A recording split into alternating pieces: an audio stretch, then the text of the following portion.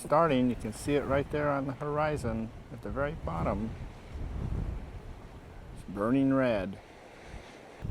So this is a little different. We're actually watching the sunrise instead of doing Howling of the Moon in Yuma. We are doing a sunrise. It is windy out here this morning, but we got a great view of the ocean. It's the ocean. This is the North Atlantic Ocean. I always keep referring to it as the Atlantic Ocean, but it's actually called the North Atlantic. This is worth coming to Newfoundland just to be able to see the very first portion of the sunrise for the new day. It's amazing how fast the sun comes up when it starts. And there it is. It is all the way up above the water now.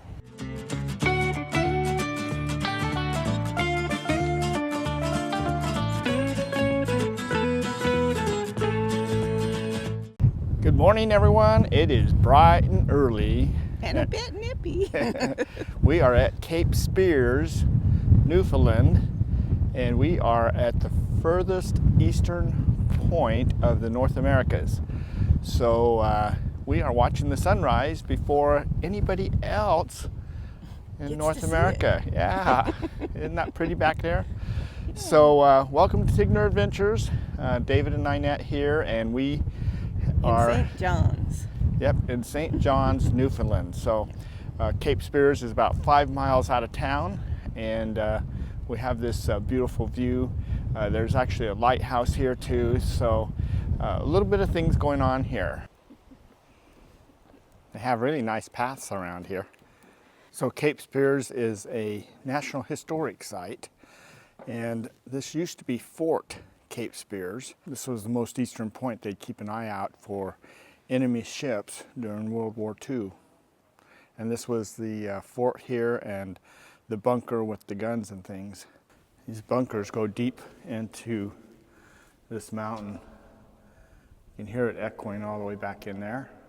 You can see the pipes that are sticking up above the ground here to provide air into those back tunnels. So just that alone shows you that it's a pretty good sized complex. So this is another entrance. And this one is the number 1 ready room. So again, they've got it all blocked off, but you can see they have these big tunnels going back in there all the way around. But this is the ready room.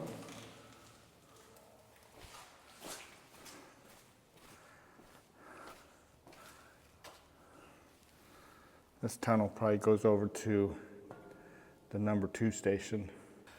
There we go, Cape Spears Lighthouse. So this is part of the National Park Service here for Canada. They have a Cape Spear Cafe there. This is the whole top of the lighthouse. Look at the view we have here from the lighthouse, looking out over this bay into the North Atlantic Ocean. They have really nice facilities here, but they don't open until 9 and 10 o'clock in the morning. So kind of interesting, since everyone comes out here for the sunrise. There's nothing open here, including the bathrooms are not open yet. So, well, we are at Middle Cove, just down from the lighthouse now, and they are catching little fish. Kind of interesting. They're right next to the shore, and they actually roll up on the shore to spawn. So we're calling this a quirky because it doesn't happen all the time. At certain times, we just happen to be here right when it's happening. We are almost at high tide right now. Wow, look at them.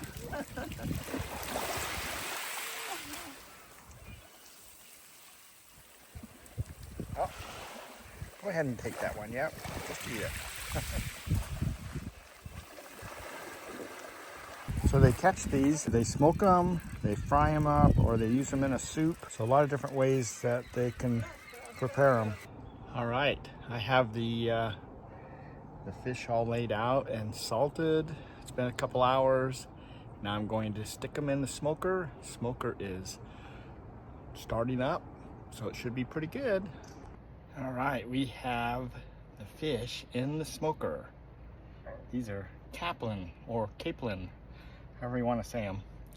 So we're gonna let them smoke here for a few hours and we'll check them out when we're done. All right, look at that fish. It's looking good. So that is just about right.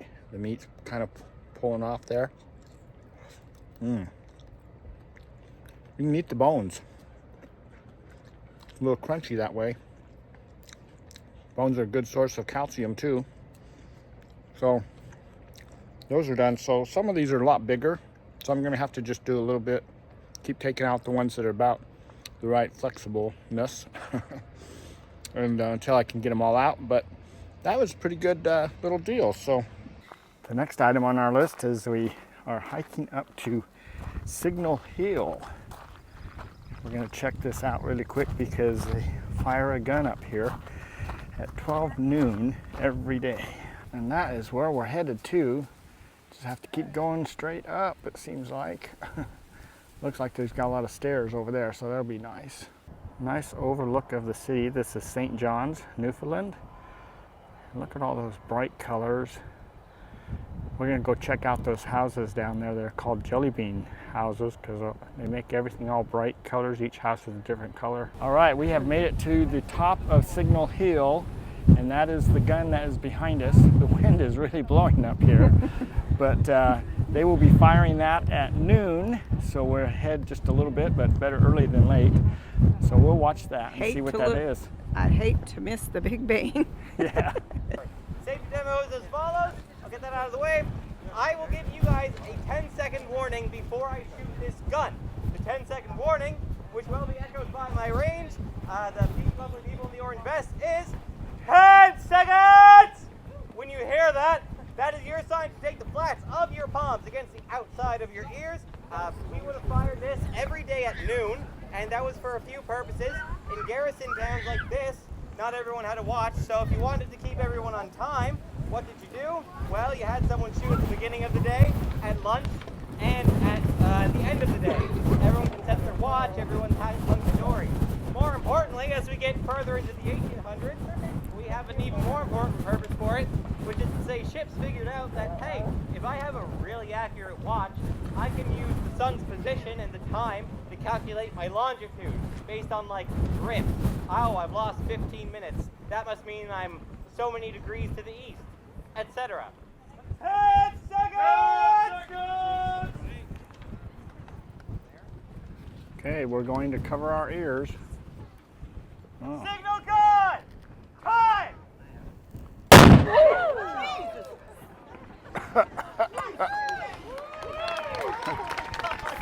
He didn't warn us about the smoke. Maybe I'm a little too close. Well, that was pretty interesting. It is a little bit loud, but it was interesting how the sailors use that to kind of navigate. If they were off by 3 minutes on their time, they could be 30 miles off course, which means a lot when you're out there in the middle of the ocean. Then here's the building. There's a gift shop in here, and then we'll go up on top and take a look out over the city from up above there. Nice viewpoint. Look at the stickers we found. This one here has all 3 places that we're visiting while we're here in St. John's. So Cape Spears, Signal Hill, and then of course the next one we're going to go to is the jelly bean houses. Well, we are at the jelly bean houses. So actually one note to make here is that it is not one street in St. John's. It's almost the whole town. Yeah, it's communities. Yeah. So jelly bean house communities. You see these all around. And so this kind of came about, as far as I could find out, someone found some old paint chips from way back, like one of the first paint strips or something like that. You know, those little chips that you look at to figure out what color of paint you want. And then they started this whole thing going, and people just started painting their houses like those paint chips. So this kind of is what the whole idea, I guess, is, from what I can gather. But as you drive around the community, This is the community, all these different houses and different colors, and They take a lot of pride in yep, it's really, their houses. yeah. One thing I noticed though is look how close these houses are. So they have no yards or anything, they're just built right next to each other. Kind of reminds you of like what New York City is or something. But yeah, brownstones and things. So anyway, this is pretty cool. So when you come to Newfoundland, one of the things you have to get done is what? Being screeched in. Screeched in. So we are here at Christian's Here to screech. Pub, and we're going to get screeched in. So that's what this is all about right now. A cod. We have to kiss a cod, drink some rum. I don't know, Weird some stuff. different things. Let's go find out. Hear ye, hear ye, hear ye. Let's bring the royal order of screechers to order. I understand that we have a bunch that want to get screeched in here tonight, hopefully becoming very proper honorary Newfoundlanders. The idea of the ceremony is to teach you a little bit about Newfoundland. When all is said and done, you're going to be called honorary Newfoundlanders. I have paperwork done up for you. Don't lose the paperwork once you receive it, because you can get into more places with that than most passports these days. The original settlement here in Newfoundland came from 2 provinces of Ireland and 3 shires in England. We managed to adopt a lot of their culture, history, traits, and a lot of their linguistics, but we actually managed to come up with our own language here, and we call it Newfoundlandese. Now, the first 3 words I want to introduce you to is what I call Prague, puddock, and clutch. Prague is a Newfoundland word for food. It's for your puddock, your stomach, and you're going to clutch it back. It means that you're going to eat it. This evening in Prague is what I call Newfoundland steak. It's actually maple-leaf bologna from Toronto, Ontario, Canada. Ninette. It's like a small little hot dog. In one place in particular that we traded with was with Jamaica. Because in Jamaica they make rum. We loved it so much we would actually get that on that wharf and we would kiss that fish goodbye, knowing he was coming back to us in the way of rum. So in keeping with that time and honor tradition, I need you all to pucker up and give this fish just a little kiss. Do not worry about anybody taking your picture or video doing so, because whatever happens here in St. John's today will certainly be on Facebook, YouTube.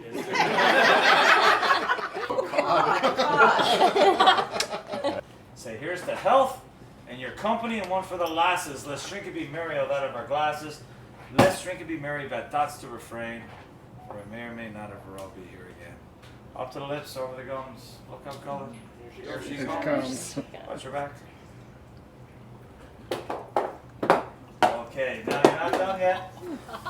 Do not congratulate yourselves. Take it back. You are before I let you go, I have to teach you a small phrase to give you an idea of our dialect here in Newfoundland. Last part of the phrase is "and long may your big jib draw." The jib is a foresail in the schooner, so as long as it's drawing wind, you're doing good. It's a wish for good luck. What you're saying is, "Yes, I am, my good friend, and I wish you good luck." You're going to say, "Deed I is me old cock, and long may your big jib draw." I'm going to say it, you're going to say it. We're going to break it up into 5 segments, okay? Say, "Deed I is." Deed I is. Me old cock. Me old cock. And long. And long. May your big. May your big. Jib draw. Jib By draw. the power vested in me, I now declare you all honorary Newfoundlanders. Now, I have all your certificates right here. Before I pass them out, I have one final rant I'd like to share with you. These are a bunch of important facts about Newfoundland. I want you to try to remember them. I want you to share them whenever possible, for fear someday they may be forgotten. Newfoundland was the first province to respond to the Titanic distress signal. It was 112 years ago, and at the time Newfoundland was its own country. Now, as we stand unified with Canada, we're the first province to respond. Newfoundland was the first place to discover proof of the theory of the continental drift. We were the first to host a transatlantic flight, and we were the first to have wireless communication in the entire world. We're the oldest rock in the world. This is the oldest city in North America. Water Street is the oldest street in North America. The Royal St. John's Regatta, which happens on the first Wednesday of August every year, for the exception of 3 out of the last 4 years, next year is the third Wednesday in July, is now considered the oldest non-continuous sporting event in North America. We are considered the most generous people in all of the entire country. We are considered the funniest people in all of the entire country. We are considered the sexiest people. According to Maclean's magazine, we're also the most sexually active A Newfoundlander invented the world's first artificial ice arena. A Newfoundlander invented the gas mask. A Newfoundlander was once a governor in northern Rhodesia. That is Zimbabwe. There was a Newfoundlander with Abraham Lincoln at Gettysburg. We're the only place in the entire world to have 4 identifiable flags. We have our own encyclopedia, our own dictionary, our own pony, our own dogs, our own cultural publication, the Good Old Newfoundland Herald. We were first to see the sunrise. We have our own time zone. We have the largest invertebrate, the giant squid. We have longest running radio program called the Fisheries Broadcast. And we discovered a cure for smallpox many, many moons ago. But let's not forget 9/11. When Gander, Newfoundland welcomed into their hearts and into their homes 6,700 stranded world travelers. Roman, Sarah, Tammy, Kevin, Ali, Tyler, Matt, Miriam, Ninette, close enough, Dave, Kaylin, Dina, and Rick. I welcome you all to Newfoundland. Okay, we are officially Newfoundlanders. Got to say it right. We've been struggling with that word ever since we got here 3 weeks ago. So, but anyway, that ends this video, and that was a lot of fun here at Christian's Pub in St. John's, Newfoundland. So, place you need to come to get screeched in. They've got quite the setup here, and they do a really good job with it and everything. So, Very nice.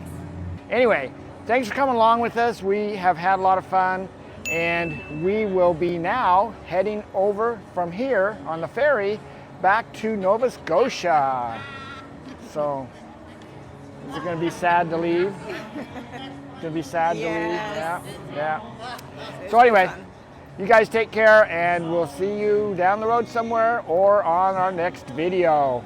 See ya. Bye.